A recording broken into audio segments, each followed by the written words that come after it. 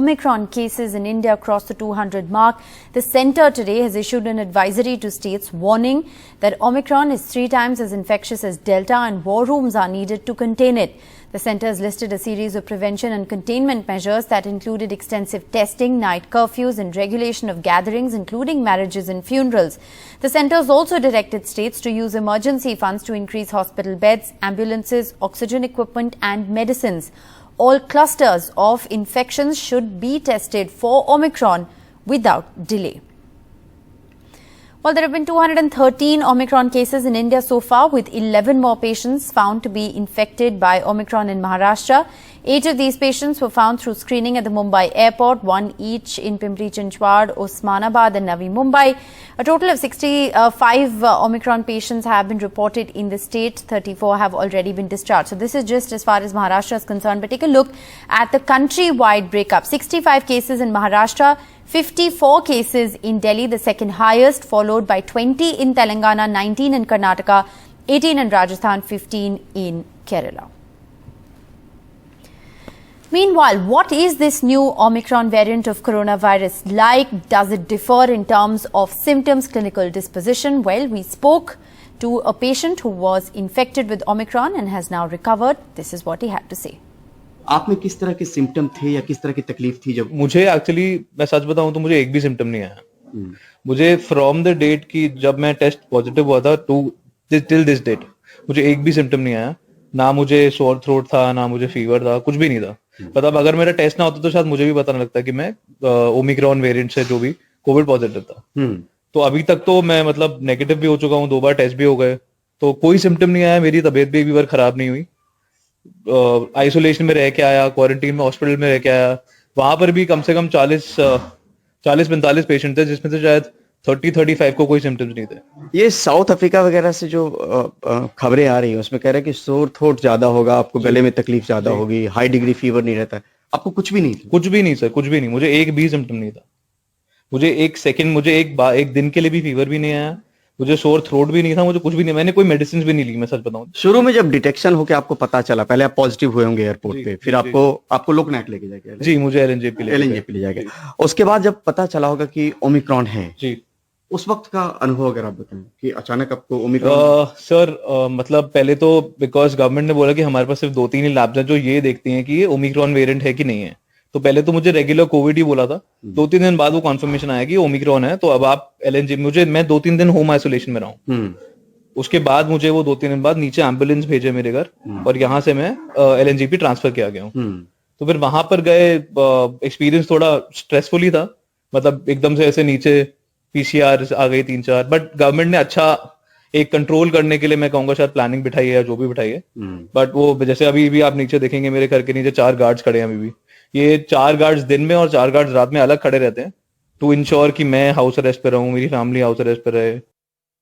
Meanwhile, the government has said that Omicron is 3 times more transmissible than Delta. Take a look at how Omicron is gradually taking over. Accounts for now 96% of all cases in South Africa, which is the highest. 37% of all cases in the UK so far that have been genome sequence are of the Omicron variant. 19% in the United States, 8.1% in Japan and 8% in India. And these are just the cases that have actually been genome sequenced. The actual numbers are feared to be higher. And well, Bill Gates took to Twitter just a short while ago to put out a series of tweets about the threat of the Omicron variant. He said just when it seemed like life would return to normal, we could be entering the worst part of the pandemic. Omicron has hit home for all of us. Close friends of mine now have it, and I have cancelled my holiday plans. So that's Bill Gates there talking about how it is frustrating to go into another holiday season, but it won't be like this forever. He's also talked about how Omicron is spreading faster than any virus in history and will soon be in every country. So he's put out a series of tweets questioning whether Omicron is actually more severe, how much do we actually know about it, and also stressed on the importance to get vaccinated. And moving on, the Election Laws Amendment Bill 2021 was passed in Parliament today. The bill links electoral roll data or your voter ID card with the Aadhaar card. This is a bill that was passed with the opposition saying it violates a fundamental right to privacy. It was passed by a voice vote after a brief discussion. Now, during the heated protest, TMC MP Derek O'Brien was suspended from Parliament today for the rest of the winter session after he allegedly threw the rule book at the chair and walked out of the Rajya Sabha during protests over the election reforms bill. Now, he'll of course remain suspended for only 1 day as the Rajya Sabha session ends tomorrow. The government, however, has clarified that the linking of the Aadhaar card with the voter ID card is not compulsory. And Union Minister Piyush Goyal, meanwhile, lashed out at Derek O'Brien, said decency is the least one can expect. लेकिन आज एक दल के नेता, एक प्रमुख दल के नेता का जिस प्रकार से व्यवहार था, रूल से तो पूरी तरीके से उल्लंघन किया गया, पर एक देश में रूल ऑफ डिसेंसी है और मैं समझता हूं decency is the least that we can expect even amongst each other. Derek O'Brien hit back. He, in an exclusive interview to NDTV, asked where is the footage of him throwing the rule book, saying that the Parliament TV was blacked out while this law was being passed. See, this is what I mean by throwing the rule book. Okay, here. This is the rule book. Here. Ow. That's throwing the rule book. I did not do that. This is the throwing. I understand throwing. This is throwing. Here's the rule book. Pick it up. Throw. Listen. Mr. Modi and Mr. Shah are murdering. All right, and well, moving on, Indian CEOs are, well, going global, making news globally, and the HUL boss, Anjeev Mehta, spoke exclusively to NDTV about this. Mr. Mehta, we're seeing the rise of the global Indian CEO. In fact, even one from the global Unilever family is now the Chanel CEO, and so many other tech companies. Oh, absolutely. We are so proud of Leena Nair. Yeah, she's done an absolutely amazing job. Another quality product of Hindustan Unilever. And what is it about the Indian CEO that makes them all heading so many now companies globally as well? Yeah, it's, I think it's an age of Indian managers. Mm-hmm. First is, we are people who are taught to navigate the rough and tumble of Indian chaos. Absolutely. Yeah, so that's a very important trait. And remember, I was talking to you about sense making. Mm-hmm. Indians intuitively get into sense making. The second is, India is multicultural. Yeah. Before this job in HUL, I was chairman of Unilever North Africa, Middle East. And I used to run 20 countries, from Oman in the east to Morocco in the west. And the 29 states of India are more heterogeneous than the 20 countries of Middle East. Because there it is one predominant culture, one predominant religion, one predominant language. Here we are so different. Palate is different, culture is different, tastes are different, beauty quotient is different, language is different. So we are able to navigate the multicultural world very well. Then the third important bit is Indians' ethos of hard work, integrity, is values, keeping the company above self. All those things are coming into play in a very big way. Mm-hmm. And last but not the least, I think empathy, which is now becoming a big thing in the Western world, that also comes naturally to an Indian person. So compassion, empathy, that comes in very naturally, because we live in a country where there is huge amount of paradox, and our culture teaches us to do that. And so those are the traits where helping the Indian managers succeed in the global world. Well, moving on, the ruling BJP in Karnataka today introduced the anti-conversion bill. The bill was introduced just when Congress leaders were arriving inside the assembly after lunch break. There was commotion in the House for over 30 minutes with an enraged opposition, DK Shiv Kumar, tearing a copy of the bill on the floor of the House. ಮಾನ್ಯ ಅಧ್ಯಕ್ಷರಿಗೆ bill introduce ಮಾಡ್ತಾ ಇದ್ದಾರಾ? ಆಯ್ತು introduce ಯಾವ್ದು copy ಕೊಟ್ಟಿಲ್ಲ, ಯಾವ್ದು ಸಿಕ್ತಿ. ನಮಗೆ ಇಂಟ್ರಡಕ್ಷನ್ಗೆ ವಿರೋಧ ಇದೆ ನಮ್ದು. ನಿಮ್ದ? ಹೌದು, ಇಂಟ್ರಡಕ್ಷನ್ಗೆ ವಿರೋಧ. ಇದು ಮೂಲಭೂತ ಹಕ್ಕುಗಳ ಉಲ್ಲಂಘನೆ, ಸಂವಿಧಾನದ ಉಲ್ಲಂಘನೆ. ಅಲ್ಲ ಸಿದ್ದರಾಮಯ್ಯ ಅಲ್ಲ ಒಂದ್ ನಿಮಿಷ ಹೀಗೆ ಮಾಡೋಣ. ಈ ಬಿಲ್ಲು ಅಲ್ಲ ಈಗ ಇಂಟ್ರೊಡ್ಯೂಸ್ ಆಗಿದೆ. ಈ ಬಿಲ್ಲು ಈಗ ಇಂಟ್ರೊಡ್ಯೂಸ್ ಆಗಿದೆ. ಅದು ಸರಿ ಇದೆಯೋ ಇಲ್ಲೋ, ಹೇಗಿದೆ ಹೇಗಿಲ್ಲ ಅಂತ ನೋಡ್ರಿ, ಆಮೇಲೆ ನೋಡ್ರಿ. A controversial anti-conversion bill introduced with controversy. Even as the opposition, the Congress was just entering the assembly, catching them off guard. ಇರ್ಬೇಕಿತ್ತು, ಯಾರು ಬೇಡ ಅಂದಿದ್ದ ನಾನು. ಕೋರಂ ಆದ್ಮೇಲೆ ಇಲ್ಲಿ ನಾವು ಒಳಗೆ ಬಂದಿರೋದು. ಕೋರಂ ಆದ್ಮೇಲೆ ನಾನು ಒಳಗೆ ಬಂದಿರೋದು. ನಾನು ಒಳಗೆ ಬಂದು ಅಜೆಂಡಾ ಹಾಕಿ ಬಿಲ್ ಕಾಪಿ ಕೊಟ್ಟು ಈಗ ಆಯ್ತು, ನಾಳೆ ಚರ್ಚೆ ಮಾಡುವಾಗ ಬಿಲ್ ಬಗ್ಗೆ ಚರ್ಚೆ ಮಾಡೋಣ. ಈಗ ಅಶೋಕ್ ಅವರು ಹೇಳಿ, ಅತಿವೃಷ್ಟಿ ವಿಷಯದಲ್ಲಿ ಅಶೋಕ್ ಅವರು ಉತ್ತರ ಹೇಳಿ. An angry Congress state president DK Shiv Kumar is seen tearing the bill on the floor of the House. The law minister, however, claims no procedure has been violated. The bill, modelled on bills passed by other BJP-run states like UP, lays down stringent conditions for conversion, including sweeping definition of illegal conversion, force, employment, allurement, or marriage. Burden of proof that conversion is not illegal lays solely on the person doing the conversion. Person carrying out conversion needs to declare 30 days in advance to district magistrate. Convertees will lose reservation status. Harsher penalties for converting those from SC/ST communities. Penalties ranging from jail terms of 3 to 10 years. It comes at a time when the Christians in Karnataka have faced a string of attacks, which the community fears will worsen once the bill is passed. The type of inducements that you are trying to say, perhaps the force that you are taking, it is going to be a little messy affair for the government, first of all, to pinpoint and say, but everyone can accuse. Everyone can be considered as criminal. Ultimately, this anti-conversion law is not only anti-Christian law, it is making the Christians, especially the converts, criminals as it were. At first, the BJP transferred a government officer who debunked the anti-conversion claims.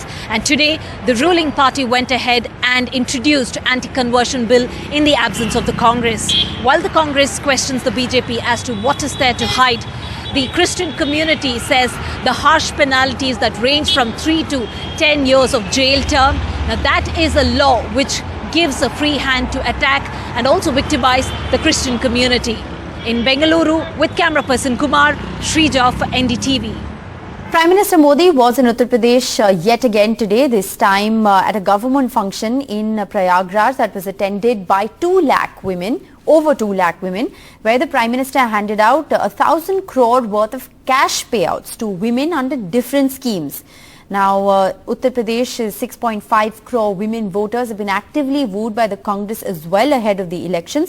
But once again, the Samajwadi Party has raised questions on the blatant use of a government platform for political ends, calling the Prime Minister's rallies sarkari. किसने ध्यान रखा है? देश के प्रधानमंत्री नरेंद्र मोदी जी ने. A BJP MP openly campaigning for votes with the Prime Minister on stage at an Uttar Pradesh government event in Prayagraj. Prime Minister Modi launched the transfer of 1,000 crore rupees of central funds to women-run self-help groups across UP. Rupees 4,000 have been transferred as the first month's stipend to 20,000 women banking correspondents under a UP government scheme. The Prime Minister also released 20 crore rupees to 15,000 girl children under a separate state government scheme. As his government introduced the controversial bill raising the marriage age of women from 18 to 21 in Parliament, the Prime Minister attacked the Samajwadi Party for protesting this. बेटियों भी चाहती थी कि उन्हें उनकी पढ़ाई लिखाई के लिए आगे पढ़ने के लिए समय मिले, बराबर अवसर मिले, इसलिए बेटियों के लिए शादी की उम्र को 21 साल करने का प्रयास किया जा रहा है।